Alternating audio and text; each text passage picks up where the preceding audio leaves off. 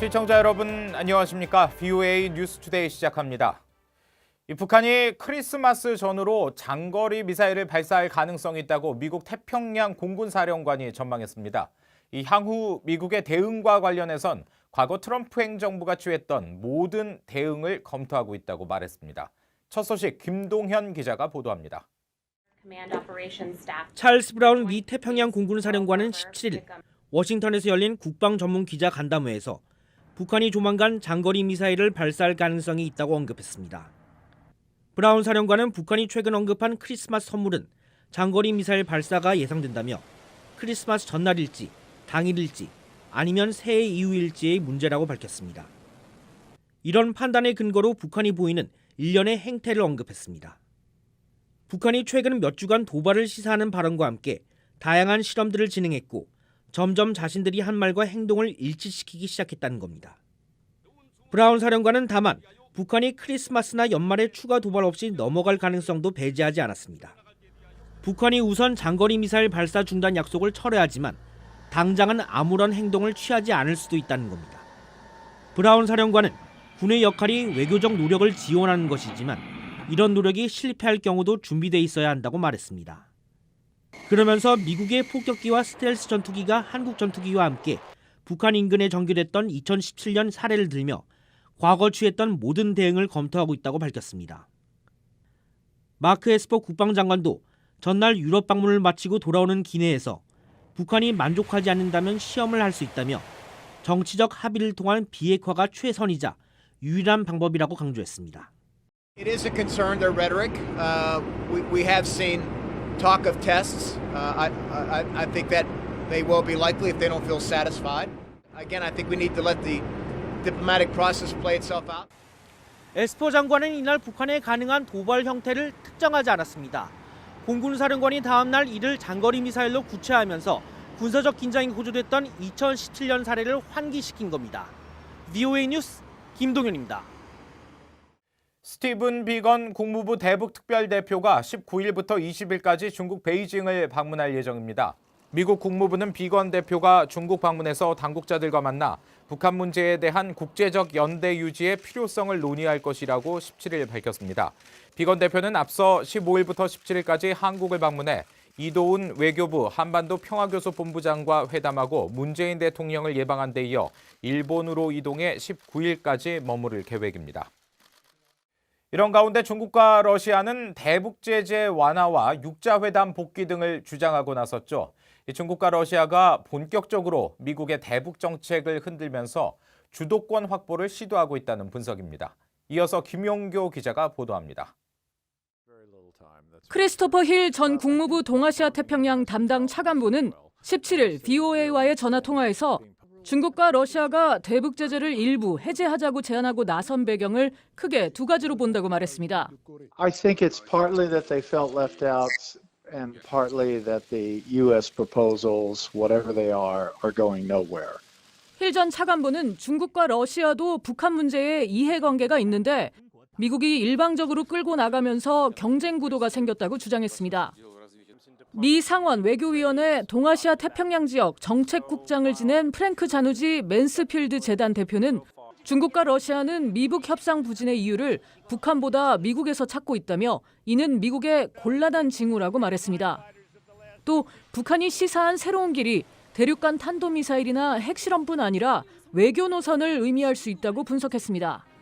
And they seem to be shifting away from a focus on improving relations with the USA under Trump and moving toward shoring up their relationships with China and Russia, both of whom are neighboring countries who are in position to provide significant economic benefit to the North. 미국이 제재 완화 요구를 수용하지 않을 게 분명함에도 중국과 러시아가 이런 움직임을 보이는 이유는 대북 영향력 확보와 미국 견제 심리가 작용한 것이라는 분석도 있습니다. One possibility is that they want to create more momentum for the dialogue and for diplomacy, and also to play a key role when U.S. diplomacy apparently has failed. But at the same time, it will also have the effect of undermining the U.S. current approach. 스콧 스나이더 미국 외교협회 선임 연구원은 중국과 러시아가 이번 제안을 통해 약해진 미국의 대북 외교력의 틈새를 파고들어 북한의 비핵화를 회피할 길을 열어줄 위험이 있다고 지적했습니다. 조셉 디트라니 전 육자회담 차석 대표는 북한이 자신들의 원하는 바를 중국과 러시아를 끌어들여 미국에 호소한 모양새라며 지금은 북한이 미국과 직접 소통해야 할 시점이라고 말했습니다. VOA 뉴스 김현경입니다. 이런 가운데 미국은 중국과 러시아의 대북 제재 완화 추진 움직임에도 제재를 유지할 것이라는 원칙을 거듭 확인했습니다. 켈리언 코네이 백악관 손임 고문은 17일 백악관에서 기자들에게 우리는 북한에 대한 제재를 완화하지 않을 것이며 대통령은 제재를 유지하고 있다고 밝혔습니다. 그러면서 우리는 완전하고 검증 가능하며 돌이킬 수 없는 한반도 비핵화 CVID를 볼 필요가 있으며 그렇지 않은 한 제재는 유지될 것이라는 점을 트럼프 대통령이 분명히 해왔다고 강조했습니다. 중국과 러시아는 전날 북한의 해산물과 의류 수출 금지, 북한 노동자 송환 규정 폐지를 촉구하는 내용을 담은 결의안을 유엔 안전보장이사회에 제출한 바 있습니다. 미국 내 한반도 전문가들은 북한이 스티븐 비건 대표의 회동 제안을 거부한 것은 더 강경 노선으로 가겠다는 신호라고 해석했습니다. 북한이 협상 지렛대를 확보하기 위해 대륙간 탄도미사일 시험을 재개할 수 있다면서 이렇게 되면 트럼프 행정부도 최대 압박으로 대응할 것이라고 전망했습니다. 김칸희 기자가 보도합니다. 게리 세이머 전 백악관 대량 살상무기 조정관은 스티븐 비건 대북 특별대표의 북한 접촉 무산으로 북한이 설정한 연말 시한 전 미북 대화의 기회는 사실상 닫혔다고 진단했습니다. 또 북한이 강경 노선을 선택한 것 같다며 다음 단계로 인공위성이 실린 우주 발사체 시험에 무게를 뒀습니다. My guess is that Kim Jong-un is going to try to escalate in a very calculating way, a cautious way, before he goes so far as to actually break the agreement he reached with Trump in Singapore.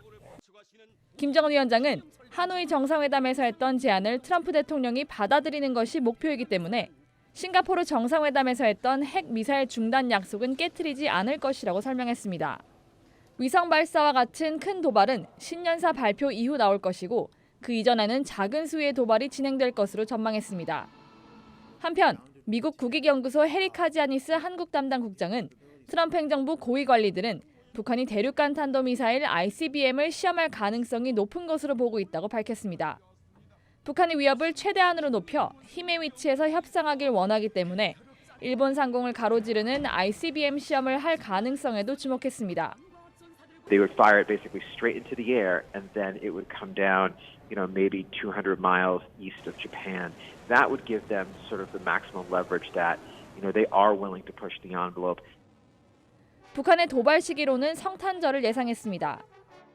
지난 2017년 7월 미국의 독립기념일에 ICBM급인 화성 14형을 쏜 뒤 선물 보따리라고 밝혔던 전례를 봤을 때 북한이 밝힌 크리스마스 선물은 또 한 번의 ICBM 발사가 될 수 있다는 겁니다.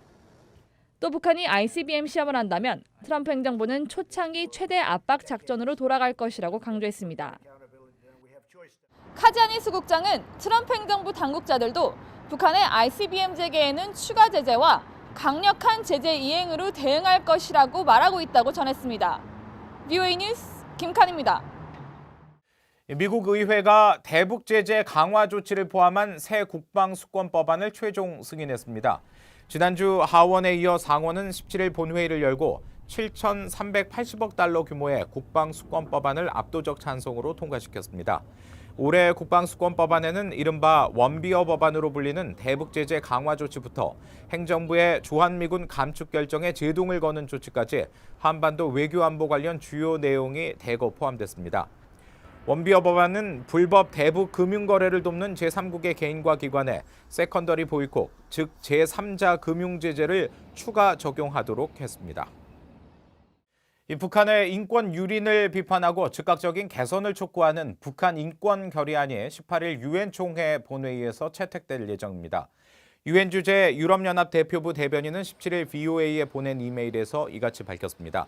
유엔 총회는 지난 2005년부터 지난해까지 14년 연속 북한 인권 결의안을 채택했으며 2016년부터 3년 연속 표결 없이 합의 방식으로 결의안을 채택했습니다.